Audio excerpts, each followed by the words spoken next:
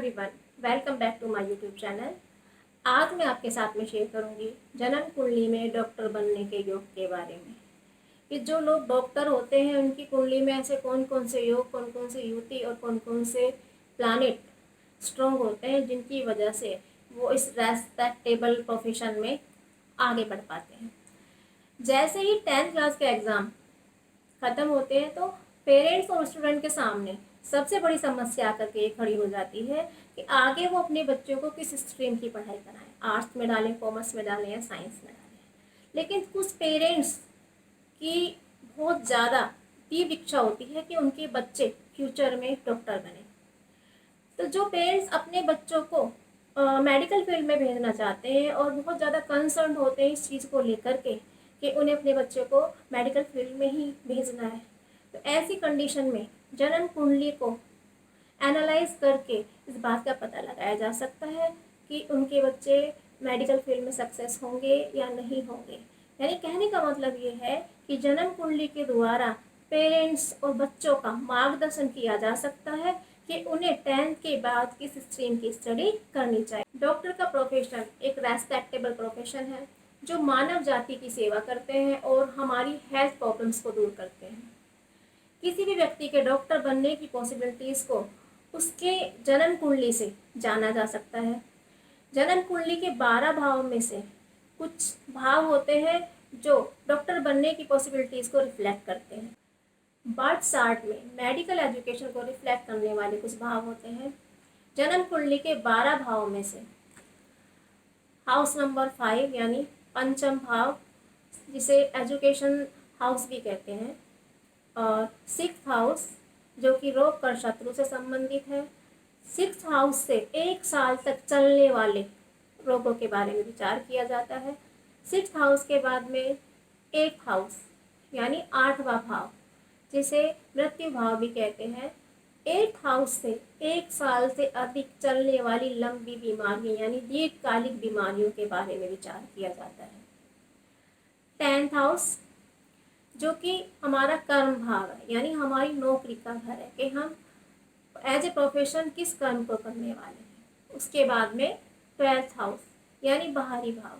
12th house को अस्पताल का भाव भी माना जाता है। तो इस तरह से किसी भी व्यक्ति के मेडिकल योग के बारे में विश्लेषण करते समय 5th house, 6th house, 8th house, 10th house और 12th हाउस यानी कुंडली के 12 भाव में से इन सभी भावों पर विचार किया जाता है और इसमें बैठे हुए प्लैनेट्स और उनके अधिपतियों के बारे में विश्लेषण किया जाता है। बर्थ चार्ट में मेडिकल एजुकेशन को रिफ्लेक्ट करने वाले भाव के बाद में बात करते हैं मेडिकल प्रोफेशन के कारक ग्रह के बारे में कि मेडिकल प्रोफेशन को अपनाने के लिए व्यक्ति की कुंडली में किन किन ग्रहों का बलवान होना जरूरी है। तो मेडिकल प्रोफेशन में जो सबसे पहले आवश्यक ग्रह है जो कि अच्छी अवस्था में होना चाहिए, बली अवस्था में होना चाहिए, वो है सूर्य। सूर्य किसी व्यक्ति कुंडली में उसकी आत्मा है। सूर्य व्यक्ति को आत्मबल प्रदान करता है। सूर्य अच्छे स्वास्थ्य का कारक ग्रह है और साथ ही साथ मेडिसिन यानी कि औषधि दवाइयों का भी कारक ग्रह है। और सबसे बड़ी बात, अगर किसी व्यक्ति की कुंडली में सूर्य त्रिकोणेश या केंद्रेश होकर के बैठा है तो वो एक रेस्पेक्टेबल जॉब यानी व्यक्ति को एक बहुत ज़्यादा सम्मानजनक व्यवसाय दिलाने में मदद करता है। दूसरा जो प्लैनेट है वो है चंद्रमा। चंद्रमा मन का कारक है, साथ ही साथ चंद्रमा औषधि का भी कारक ग्रह है और चंद्रमा हॉस्पिटल से भी संबंधित है। प्लैनेट नंबर 3 है मंगल। मंगल साहस और पराक्रम का एक ग्रह माना जाता है यानी मंगल साहस और पराक्रम को रिप्रेजेंट करता है किसी व्यक्ति की कुंडली में जिस अवस्था में भी वो है। मंगल सर्जरी का कारक ग्रह है और मेडिसिन से संबंधित एक ग्रह है। उसके बाद में है जो प्लैनेट नंबर 4 जो मेडिकल के योग में सबसे ज़्यादा सहायता करने वाले प्लैनेट से मैं उनके बारे में बता रही हूँ। प्लैनेट नंबर 4 है आपका गुरु। गुरु धीरज, धैर्य, साहस प्रदान करने वाला ग्रह है यानी जातक की कुंडली में गुरु का बलवान होना, बली अवस्था में होना बहुत आवश्यक है क्योंकि कार्य में निपुणता यानी कंसल्टेंसी से संबंधित जो निपुणता है, जो परफेक्शन है, वो गुरु के बलि होने की अवस्था में व्यक्ति के अंदर आता है। उसके अलावा शनि, राहु, केतु, इनका भी मेडिकल से संबंधित एजुकेशन में जो योग बनते हैं उनमें महत्वपूर्ण स्थान माना जाता है। किसी भी व्यक्ति के डॉक्टर बनने की पॉसिबिलिटीज जानने के लिए जन्म कुंडली के पंचम भाव और पंचम भाव के अधिपति ग्रह, दशम भाव अर्थात कर्म भाव और कर्म भाव के अधिपति ग्रह का संबंध आपस में होना अनिवार्य है। सेकेंडली, डिजीज हाउस अर्थात रोग भाव, जो कि 6th हाउस होता है हमारा, 6th हाउस और 6th हाउस के अधिपति ग्रह का संबंध हॉस्पिटल के भाव यानी 12th हाउस और 12th हाउस के अधिपति ग्रह के साथ में होना चाहिए।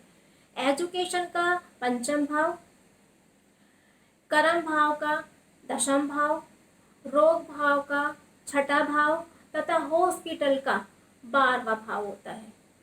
तथा इन तीनों भावों का यानी पंचम भाव, 6ठा भाव और 12th हाउस यानी हॉस्पिटल के भाव का आपस में संबंध होना चाहिए, या इन तीनों भाव के स्वामियों का आपस में किसी भी प्रकार का संबंध हो, चाहे वो युति संबंध हो, दृष्टि संबंध हो या राशि परिवर्तन हो। मेडिकल एजुकेशन के योग में गुरु व शनि की भी बहुत अहम भूमिका मानी जाती है। गुरु और शनि का मेडिकल के फील्ड में बहुत ज़्यादा महत्वपूर्ण योगदान भी होता है।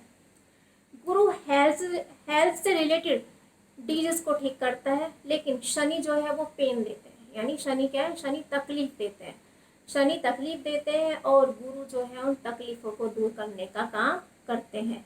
इसलिए कुंडली में गुरु का बलवान होना बहुत आवश्यक है। बृहस्पति देव यानी गुरु के बलवान होने के साथ साथ गुरु का पंचम भाव, दशम भाव और 12th हाउस पर इफेक्ट होना बहुत जरूरी है।